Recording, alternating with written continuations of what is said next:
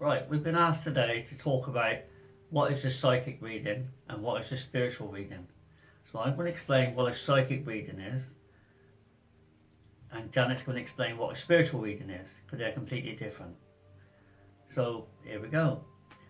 Now, for a medium to work in a psychic mode, it's very much the medium is going to look at the person's aura and the energy in which a person gives off. They're not necessarily working with spirit, they're working with the energy of a living person in front of them. So, quite often when people do this, they could either be 100% right or 100% wrong. So, on average, they'd be looking to be 50%. But as for auras, if you're clairvoyant, you can see auras around people quite easy. And as I close my eyes like that, the person who's filming today, you can see he's a bit of a dreamer, because I can see above his head that he talks to spirit himself. And he gets visions of things that's coming up. So this is like things that's happening in his life now. So with that, I'm going to hand over to Janet, because she's now going to explain what a spiritual reading is, which is going the extra mile. Thank you, John, for sharing that about a psychic reading. And I'm just going to explain about the spiritual reading. When you give a spiritual reading, you get they work with you in different ways with your senses. You may get a tune going over in your head. You may get a fragrance or a scent of something, and you're not quite sure what it is, but it's the energy building up to bring through the information. You may get a vision in your mind's eye of a spirit person. They work with you in lots of different ways, and you're just waiting to keep building that information to give that to your sitter. So it's a slight difference between a psychic reading and a spiritual reading. You're waiting for the information to come through from somebody that has already passed to the spirit realms. So I feel that the spiritual side of a reading, it's the medium going the extra mile, just waiting for that information to come through. But what John and myself always say to our sitter, that we can't give any guarantees, but we always strive to do our very best. And I'm sure that you would appreciate we're being honest with people. We don't assume, we never assume or second guess readings.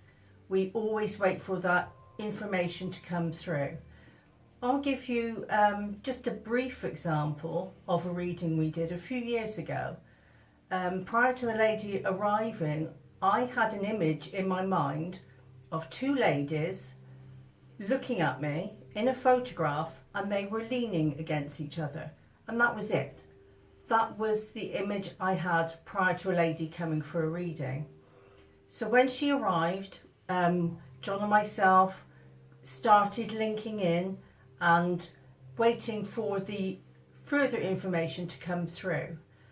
But when I said to the lady that I had this image of a photograph, two ladies almost resting into each other like this, it was, I said it, and the look on her face, I mean, whatever else we said in the reading, which she said was very accurate, it was that certain piece of information that was, as she said, spot on. About a week later, she sent an email of, had a photograph with it, and it was exactly the image that I was shown of her and her mother, who had passed over, both in the same photograph together. So that was her mother's way of showing me that she was waiting to link in the reading to me to give to the sitter. So it's sometimes when it happens like this, you think, oh, I wish it would happen like this all the time.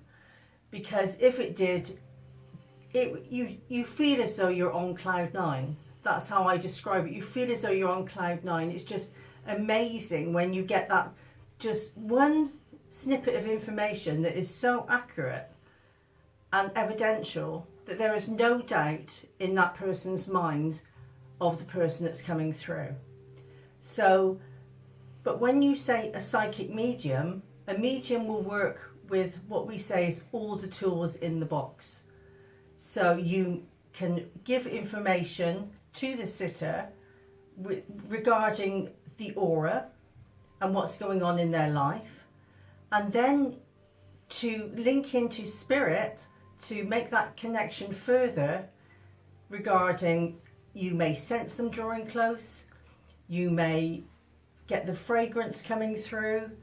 There's all these different ways of working with you, and that is what I'm sure John will confirm that. Well, that is just a great piece of evidence. Yeah, well, let's go on a bit further. When Janet said about psychic tools, I went like this, if you notice. People can use for crystal balls, they can use tarot cards, they can use ribbons, they can use water, they can use sand, they can use virtually anything.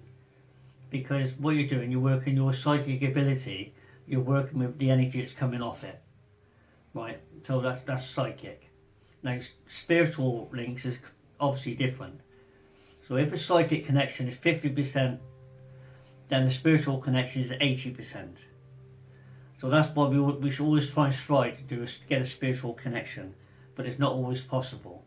When Janet was describing the lady coming forward and seeing the two ladies leaning towards each other for the photograph, we got a lot of things on that day, got names, dates, very important to this lady. But the most important thing to that lady on that day wasn't the names and dates and places, it was the fact that there was a portrait of her and her mum with their heads leaning together.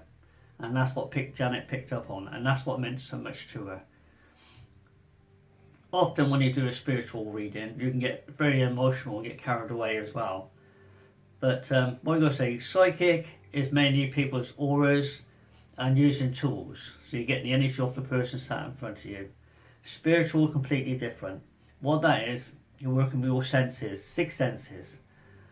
And then also you're asking the spirit to draw close so you can pick up on what they want to say, what they want to put over to your sitter. So I think we've explained that quite well. A psychic reading is the energy of the person and the aura, and you can work with psychic tools, so you can work with virtually anything. Spiritual reading is completely different. You're working with the information that comes from another source, which is your loved ones, and we're trying to put it across the best way we can, with feeling, with emotion, and know that we always work with the truth. So with that, I'll let you finish off. I'd just like to finish off by saying that all mediums have different ways of making that connection. Some like to meditate before giving a reading or a demonstration. I like to think that I'm going to put on some upbeat music and raise my energy. By raising your energy, you are then connecting with the higher realms. So your energy is pumped, if you like, and you're up for it. And spirit love that. So I'm not we're all different. All mediums work differently. But I like to make that connection by raising my energy. So let's leave it on that note, and just everyone think of James Brown, and we can sing it together if you're right as we finish. I feel good. Like you know that I should. Alright, with that, thank you very much. Thank you.